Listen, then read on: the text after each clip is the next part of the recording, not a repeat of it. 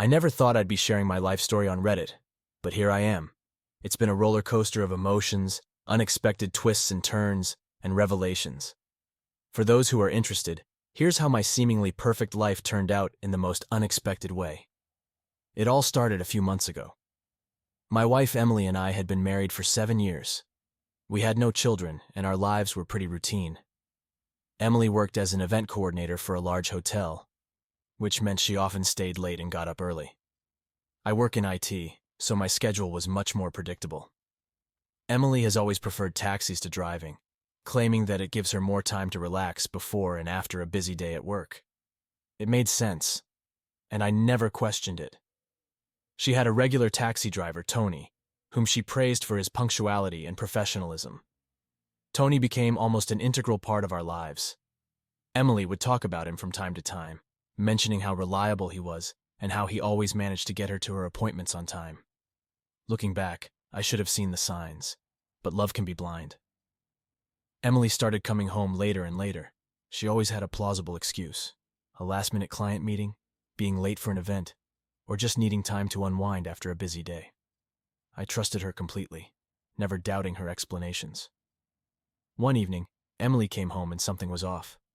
She seemed happier than usual, almost glowing. I asked her about it, and she brushed it off, saying that she had a great day at work and everything went smoothly. I believed her, wanting to support her happiness. Over the next few weeks, the changes became more noticeable. Emily started dressing up more for work, wearing outfits she hadn't touched in years. She became more conscious of her appearance, always looking flawless. When I complimented her, she would smile and say that she just wanted to feel good.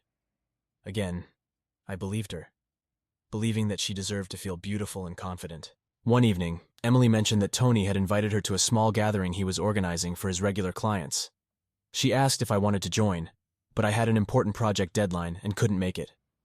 I encouraged her to go, telling her it was a nice gesture and she should enjoy herself. She thanked me by kissing me on the cheek and left. Sitting at home at work, I couldn't shake the feeling of anxiety. It was unusual for Emily to attend social events without me, but I brushed it off as my own insecurities. When she came back that evening, she was in high spirits, telling me how much fun she had and what a great host Tony had been. I smiled and nodded, glad she had a good time. However, the anxiety did not go away. I started to pay more attention to the little things. Emily's phone, which she used to leave everywhere, was now always at her fingertips. She would come out to answer calls, saying they were work-related. Our conversations became more superficial, and I felt the distance between us growing. One evening, I decided to surprise Emily by picking her up from work. I left the office early and drove to her hotel, looking forward to seeing her face light up when she saw me. When I pulled into the parking lot, I saw Emily standing at the entrance, talking animatedly with Tony.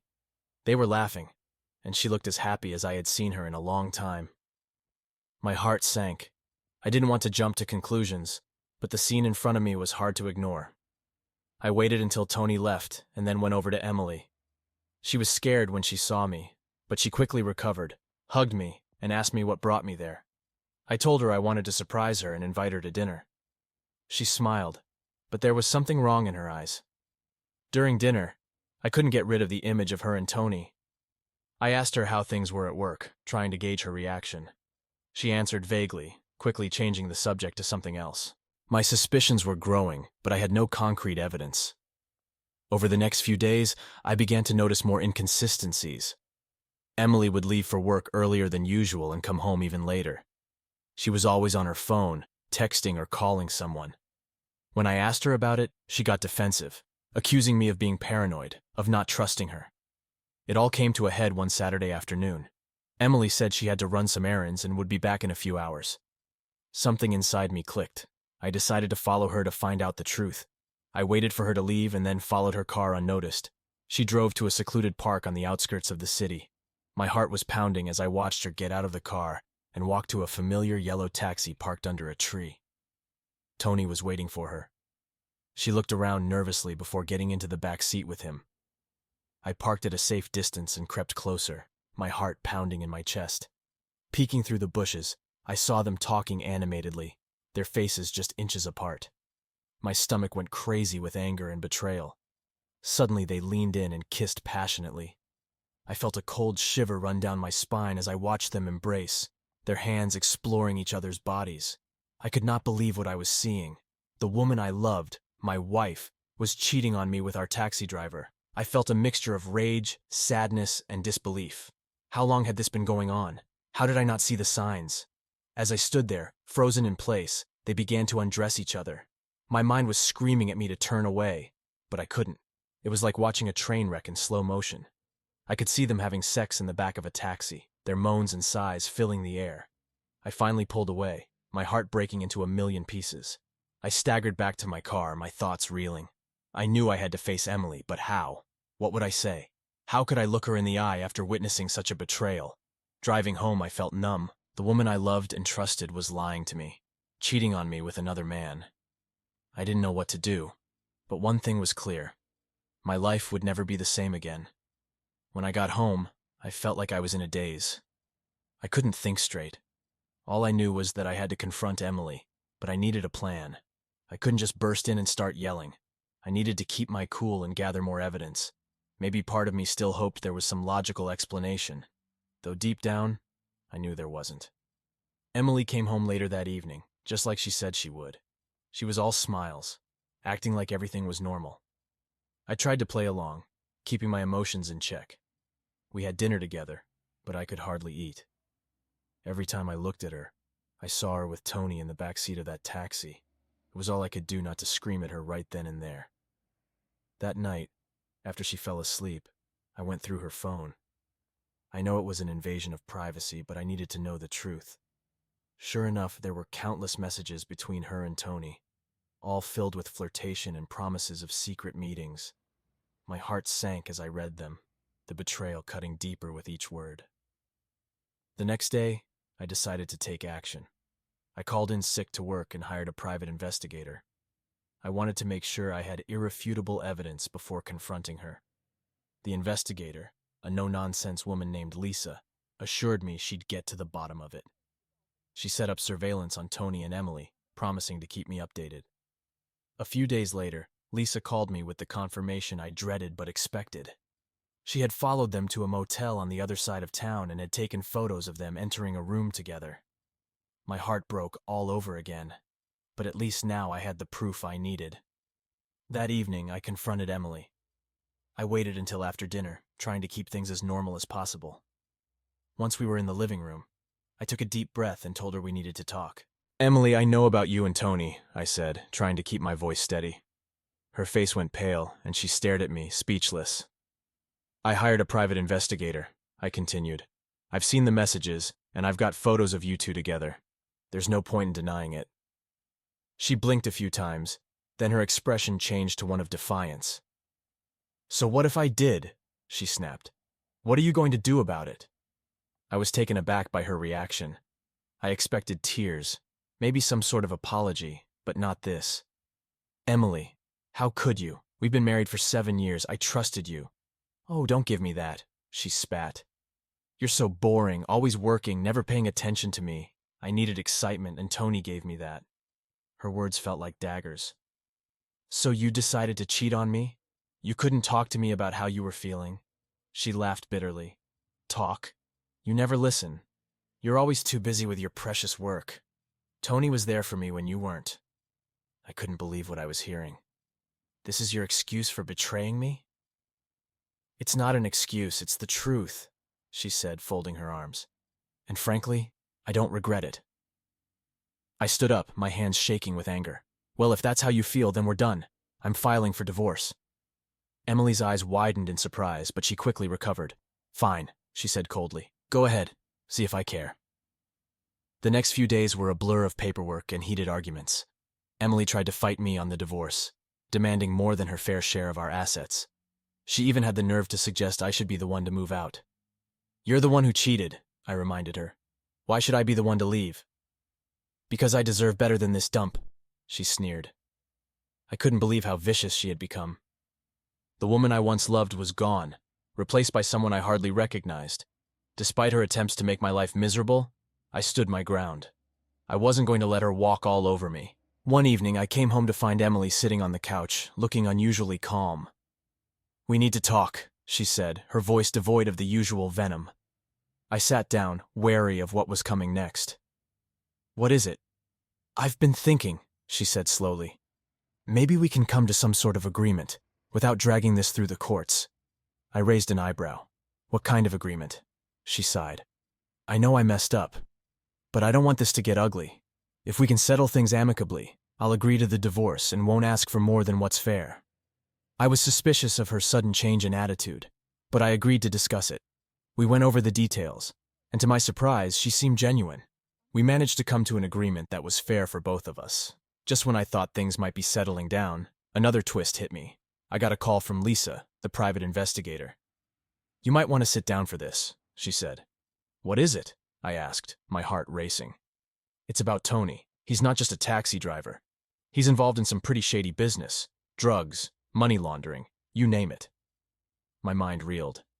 "And Emily? Is she involved?" "We don't have solid evidence yet, but it's possible. Be careful, Tom. This might be more dangerous than you think." I hung up, feeling a new kind of fear. What had Emily gotten herself into, and how far was she willing to go to cover it up? After learning about Tony's criminal activities, I was more determined than ever to get Emily out of my life. However, I knew I had to tread carefully. If Tony was dangerous, I needed to protect myself and ensure that Emily's involvement, if any, wouldn't come back to haunt me. The next day, I called Lisa again and asked her to dig deeper into Tony's activities and see if she could find any direct link to Emily.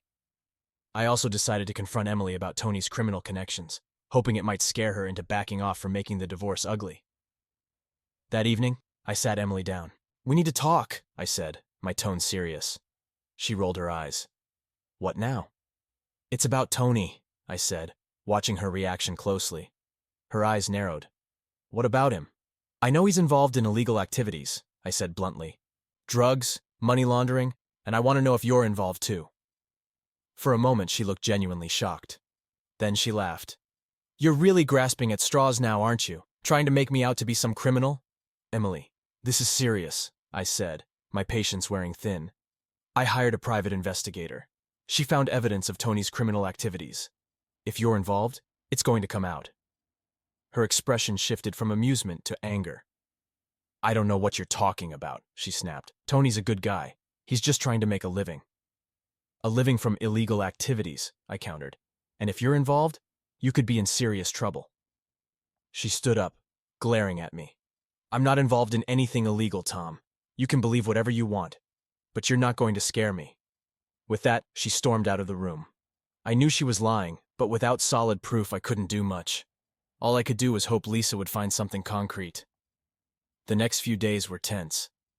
Emily and I barely spoke, and when we did, it was hostile and filled with accusations. I focused on work and tried to keep my mind off the mess my life had become. One evening, I got a call from Lisa. "I've got something," she said. "Meet me at my office." I drove to her office, my mind racing. When I arrived, she handed me a folder filled with documents and photos. "Tony's definitely involved in some heavy stuff," she said, "and it looks like Emily's been helping him launder money through her events business." My heart sank as I looked through the evidence. There were bank statements, emails, and photos of Emily meeting with shady-looking individuals. It was all there, in black and white. I felt a mix of anger, betrayal, and fear. How could she have dragged us into this? "What do I do now?" I asked Lisa. "First, you need to protect yourself," she said. "Make sure you have copies of all these documents. Second, you might want to consider going to the authorities. If she's involved in criminal activities, it could work in your favor during the divorce." I nodded, taking a deep breath. "Thank you, Lisa. I'll figure out what to do." I went home, my mind racing with possibilities. I knew I had to act quickly. If Emily found out what I knew, there was no telling what she might do. I decided to make copies of all the documents and keep them in a safe place. That night, I barely slept. The next morning, I called a lawyer who specialized in criminal cases and explained the situation. He agreed to meet with me and go over the evidence. I also contacted a friend of mine who worked in law enforcement, hoping he could offer some advice. When I met with the lawyer, he was shocked by the extent of the evidence. "This is serious," he said. If she's involved in laundering money for a criminal, she could be looking at jail time. You need to decide if you want to go to the authorities with this. I felt a pang of guilt. Despite everything, a part of me still cared about Emily, but I knew I had to protect myself first. What are my options? I asked. We can try to use this as leverage in the divorce, he said. If she agrees to a fair settlement and signs the papers, we won't go to the authorities. But if she fights it, we'll have no choice. I nodded, feeling a sense of resolve. Let's do it. I went home that evening, determined to confront Emily once and for all. She was in the kitchen, making dinner, acting like nothing was wrong. I couldn't stand the sight of her anymore. Emily, we need to talk, I said, my voice steady. She turned to me, annoyance flashing in her eyes. What now? I know everything, I said, holding up the folder of evidence. I know about the money laundering, the meetings with Tony. I've got proof. Her face went pale, and she took a step back. You don't know what you're talking about, she said, her voice trembling. I've got all the documents, I continued. Emails, bank statements, photos, it's all here, and I've already spoken to a lawyer. If you don't agree to a fair settlement and sign the divorce papers, I'll go to the authorities. Her eyes filled with tears, and she sank into a chair. Tom, please, she begged. I was desperate. I didn't know what else to do. You should have come to me, I said, feeling a mixture of anger and pity. But instead, you chose to cheat and get involved in criminal activities. You've left me no choice. She sobbed, covering her face with her hands. I'm so sorry. Please don't go to the authorities. I'll do whatever you want. Sign the papers, I said firmly. Agree to a fair settlement, and this will stay between us. She nodded, tears streaming down her face. Okay, I'll sign them. Over the next few days, we finalized the divorce settlement. Emily signed the papers, and I filed them with the court. I felt a sense of relief, knowing that this nightmare was finally coming to an end. But just when I thought things were settling down, another unexpected event threw my life into chaos. One evening, I got a call from my friend in law enforcement. Tom, we need to talk, he said, his voice serious. What's going on? I asked, my heart pounding. It's about Tony, he said. He's been arrested, and he's talking. Your wife's name came up. You need to come down to the station. I felt a cold shiver run down my spine. What now? What else could possibly go wrong? I arrived at the police station, my mind racing with possibilities. What had Tony said? How much trouble was Emily in? And most importantly, how would this affect me? My friend, Detective Jake, met me in the lobby. He had a grim look on his face. Tom, let's talk in my office, he said, leading me down a series of hallways. Once we were seated, Jake didn't waste any time. Tony's been cooperating with us, he began. He's spilled a lot about his operations, and your wife's name has come up more than once. My stomach churned. What does that mean for her? And for me? Jake sighed. It's not good, Tom. If she's as involved as Tony claims, she could be facing serious charges, but there's a silver lining for you.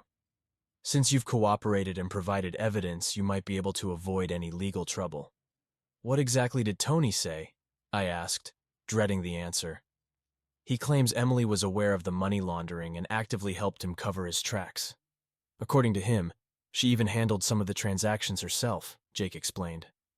I felt a wave of nausea. Emily had always been so meticulous and organized, qualities I admired. I never imagined she'd use those skills for something like this. What should I do now? I asked, feeling lost. For now, keep your head down and stay out of trouble. We might need you to testify if this goes to trial, Jake said. And make sure you're ready to distance yourself from Emily as much as possible. This isn't going to end well for her. I nodded, feeling a sense of relief mixed with guilt. Despite everything, I didn't want to see Emily go to jail. But I knew I had to protect myself. When I got home, Emily was waiting for me.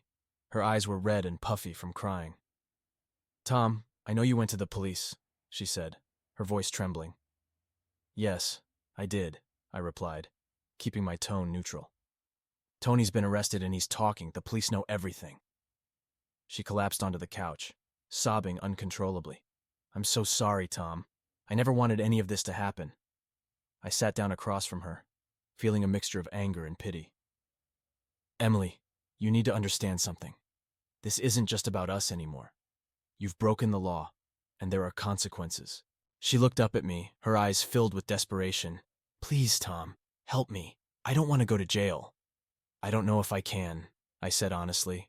The best thing you can do now is cooperate with the police and hope for leniency. Over the next few days, Emily's behavior became increasingly erratic. She vacillated between pleading for my help and lashing out at me, blaming me for everything. It was exhausting, and I found myself dreading coming home. One evening, I got a call from Lisa, the private investigator. Tom, I've got something else you need to know, she said, her tone serious. What is it now? I asked, bracing myself. There's more to Tony's story. He's been using his taxi business as a front for a much larger operation. Drugs, human trafficking, it's bad. And Emily's involvement might be deeper than we thought, Lisa explained. My blood ran cold. You're kidding me. How could she be involved in something like that? I don't have all the details yet, but it's possible she was more than just an accomplice. She might have been actively participating in some of the more serious crimes, Lisa said. I hung up, feeling a new kind of dread. If Emily was involved in something as heinous as human trafficking, I knew there was no going back. I had to distance myself from her completely. That night, I confronted Emily again. I know there's more to the story, I said. Tony's been using his taxi business as a front for drugs and human trafficking. Were you involved in that too? Her face went white, and she shook her head. No, I swear, I didn't know about any of that. I just helped him with the money. I didn't know it was this serious. I wanted to believe her, but after everything, I couldn't. Emily, you need to understand. If you're lying, it's only going to make things worse. You need to come clean now. She broke down, sobbing. I'm not lying, Tom. I swear, I didn't know. I sighed, feeling the weight of the world on my shoulders. The police are going to investigate everything. If you're telling the truth, it will come out. But if you're lying, there will be no escape. Over the next few weeks, the investigation intensified. Emily was questioned multiple times, and each time she maintained her innocence regarding the more serious charges. I tried to stay out of it, focusing on finalizing the divorce and moving on with my life. One day, I got a call from Jake. We've completed our investigation, he said. Emily's involvement in the human trafficking operation was minimal. She genuinely didn't know, but she's still facing charges for money laundering and aiding and abetting a criminal enterprise. I felt a strange mix of relief and sorrow. At least she wasn't involved in the worst of it, but she was still going to pay for her crimes. What happens now? I asked. She'll be arrested and charged. It's up to the courts to decide her fate. But given her cooperation and the evidence we have, she might get a reduced sentence, Jake explained. That evening, Emily was arrested. Watching her being led away in handcuffs was one of the hardest things I've ever experienced. Despite everything, a part of me still cared for her. But I knew this was the consequence of her actions. In the following weeks, I focused on rebuilding my life. The divorce was finalized, and I was officially free from the toxic relationship that had consumed my life. Emily's trial was set for a few months later, and I knew I'd have to testify. But for now, I tried to focus on healing and moving forward. I started going to therapy, which helped immensely. I began reconnecting with friends and even went on a few dates. It was hard to trust again, but I knew it was a process. Slowly, I began to see a future without the shadow of betrayal hanging over me. As Emily's trial approached, I found myself filled with a mix of anxiety and resolve. The thought of facing her in court, of reliving everything, was daunting, but I knew it was necessary to bring closure to this chapter of my life. The day of the trial arrived, and I made my way to the courthouse. The building was imposing, with its high ceilings and cold marble floors. I felt a lump in my throat as I entered the courtroom and saw Emily sitting with her lawyer. She looked frail and scared, a stark contrast to the confident woman I once knew. Our eyes met briefly, and I saw a flicker of regret in her gaze. The trial began with the prosecution laying out the charges against Emily. They presented the evidence of her involvement in money laundering and aiding Tony's criminal enterprise. I was called to testify, and as I took the stand, I could feel Emily's eyes boring into me. I recounted everything I knew, from discovering the affair to the evidence Lisa had gathered. It was painful to relive those moments, but I knew it was necessary for justice to be served. Emily's lawyer tried to paint her as a victim, claiming she was manipulated by Tony and unaware of the full extent of his criminal activities. I listened, torn between wanting to believe her and knowing the truth. When Emily took the stand, she sobbed as she recounted her version of events. She admitted to helping Tony with the money but denied any involvement in the more serious crimes. The prosecution was relentless, questioning her on every detail. It was clear they didn't believe her claims of ignorance. The trial lasted for several days, and by the end, I was emotionally exhausted. The jury deliberated for what felt like an eternity before finally reaching a verdict. "Guilty on all counts," the foreman announced. Emily broke down in tears, and I felt a mix of relief and sorrow. She had made her choices, and now she had to face the consequences. The judge sentenced her to 5 years in prison, a relatively light sentence given the severity of her crimes. As she was led away, our eyes met one last time. I saw a flicker of the woman I once loved, and it broke my heart.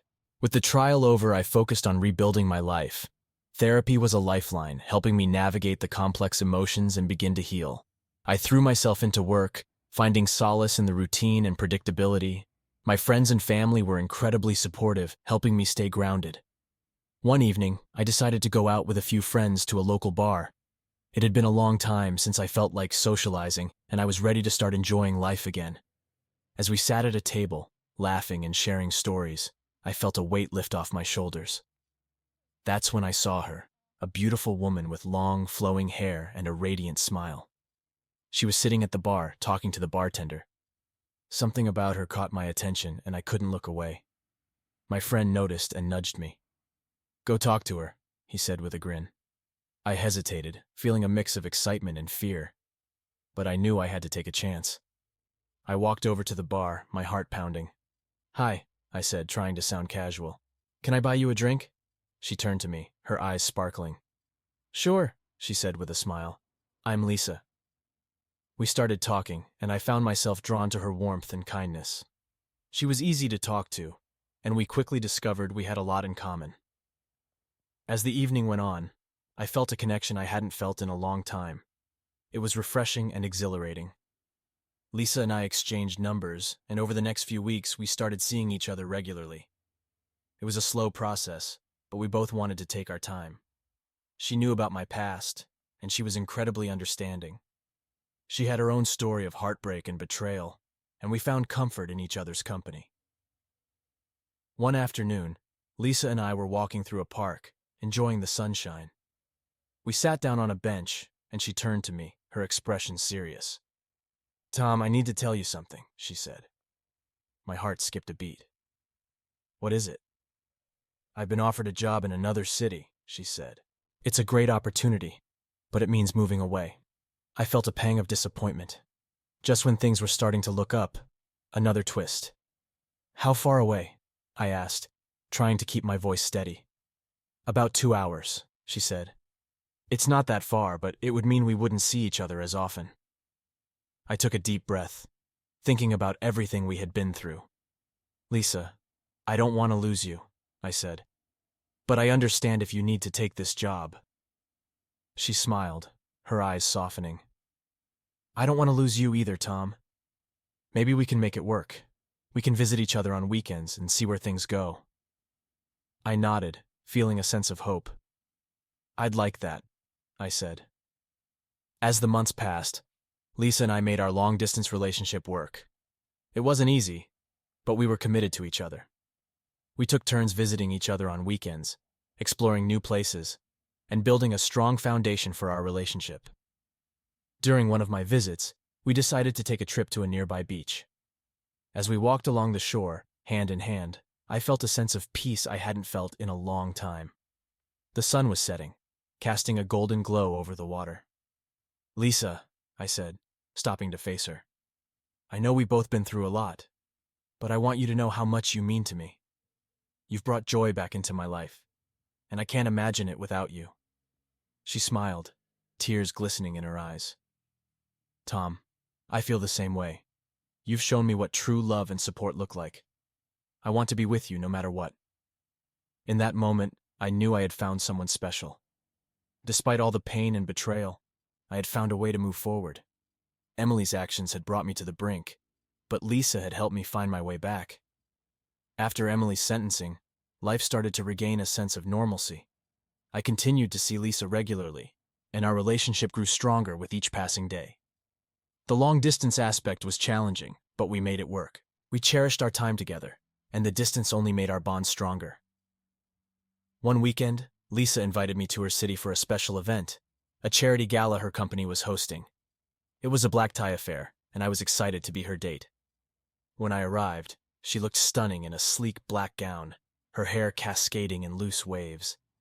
I felt a surge of pride as we walked into the ballroom together. The evening was magical. We danced, laughed, and enjoyed the company of her colleagues and friends. It was a glimpse into a different world, one where I felt happy and at peace. As the night drew to a close, Lisa and I stood on the balcony, looking out at the city lights. "Tom, I have something to ask you," she said, turning to face me. "What is it?" I asked, my heart racing. "How do you feel about moving here? I know it's a big step, but I think we're ready for it. We've been doing the long-distance thing for a while, and I want to be with you every day."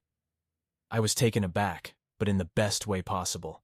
The idea of starting fresh in a new city, with Lisa by my side, felt like the right move. "I've been thinking the same thing," I said, smiling. "I'd love to move here and build a life with you." We spent the next few weeks planning the move. I gave notice at my job, packed up my apartment, and began the process of finding a new place in Lisa's city. It was a whirlwind, but it felt like a new beginning, a chance to leave the past behind and embrace the future. The move went smoothly, and I quickly settled into my new job and routine. Lisa and I found a cozy apartment together, and our life started to fall into place. We explored the city, made new friends, and built a life that felt like it was always meant to be. One evening, a few months after the move, I got an unexpected call from Emily. She was allowed limited phone privileges, and hearing her voice brought back a flood of emotions. "Tom, I'm sorry to bother you, but I need your help," she said, her voice trembling. "What is it, Emily?" I asked, trying to keep my tone neutral. "I've been trying to appeal my sentence, but I need a character witness. Someone who can vouch for me and say that I'm not a bad person. I know I've hurt you, but please, I'm desperate." I felt a mix of anger and pity. Emily had caused me so much pain, but I knew she was still a human being in need. "I don't know if I can do that, Emily," I said honestly. "You made your choices, and you have to face the consequences." "Please, Tom," she pleaded. "I'm trying to turn my life around. I've been attending counseling sessions, and I'm working on myself. I just need a chance to prove that I've changed." I took a deep breath, thinking it over. "I'll think about it," I said finally, "but I'm not making any promises." After the call, I talked to Lisa about it. She listened patiently, offering her support. "Tom, it's up to you," she said. "You've come a long way, and you need to do what feels right for you. If helping Emily is something you can do without compromising your own healing, then maybe it's worth considering." I spent the next few days wrestling with the decision. In the end, I decided to write a letter to the court detailing Emily's positive qualities and the steps she had taken to improve herself. It wasn't easy, but I felt it was the right thing to do. A few weeks later, I got a call from Emily's lawyer. "Tom, thank you for your letter," he said. "It made a significant impact. The judge has agreed to reduce Emily's sentence for good behavior and her efforts to rehabilitate." I felt a sense of relief, knowing that I had done what I could to help her, even after everything. It was a step towards closure, a way to finally put the past behind me. As the months passed, Lisa and I continued to build our life together. We adopted a dog, a playful Labrador named Max, and started talking about our future. One evening, as we sat on the couch watching a movie, Lisa turned to me with a smile. "Tom, I've been thinking," she said. "How do you feel about getting married?" My heart skipped a beat. "Are you serious?" I asked, grinning. "Absolutely," she said, her eyes sparkling. "I love you, and I want to spend the rest of my life with you." I felt a rush of joy and excitement. "Lisa, nothing would make me happier." We began planning our wedding, and it felt like a dream come true. We decided on a small, intimate ceremony with close friends and family. The day was perfect, a celebration of love, resilience, and new beginnings. As we stood together, exchanging vows, I realized how far I had come. From the depths of betrayal and heartbreak, I had found a way to rebuild my life and find happiness again. Lisa had been my rock, my partner, and my best friend through it all. The future looked bright, and I knew that whatever challenges lay ahead, we would face them together. With Lisa by my side, I felt ready for anything. The years passed, and life with Lisa continued to be a source of joy and stability. We settled into our routines, finding comfort in the everyday moments that made up our life together. Our wedding had been the perfect beginning to this new chapter, and every day since had felt like a blessing. Emily's reduced sentence allowed her to be released earlier than expected. She reached out to me a few times, expressing her gratitude for the letter and updating me on her progress. She had found a job, was attending regular therapy sessions, and seemed genuinely committed to turning her life around. We maintained a cordial but distant relationship, both understanding that our paths had diverged. One evening, as Lisa and I were walking Max in the park, she turned to me with a thoughtful expression. "Tom, I've been thinking," she began. "About what?" I asked, curious. "About starting a family," she said, her eyes reflecting a mixture of excitement and apprehension. "What do you think?" I smiled, feeling a warmth spread through my chest. "I think it sounds wonderful," I said. "I've always wanted to have children with you." A few months later, Lisa and I found out we were expecting our first child. The news brought a renewed sense of purpose and joy into our lives. We prepared for the baby's arrival, turning our spare room into a nursery and attending prenatal classes together. The anticipation was exhilarating, and we couldn't wait to meet our little one. On a crisp autumn morning, our daughter Emma was born. Holding her for the first time, I felt a surge of love and protectiveness unlike anything I had ever experienced. She was perfect, and I knew our lives would never be the same again. Lisa and I embraced this new chapter with open hearts, grateful for the family we were building. As Emma grew, so did our happiness. Watching her take her first steps, hearing her first words, and witnessing her discover the world around her filled our lives with endless wonder. Lisa and I worked as a team, supporting each other through the challenges and joys of parenthood. One afternoon, as we sat in the backyard watching Emma play, Lisa took my hand.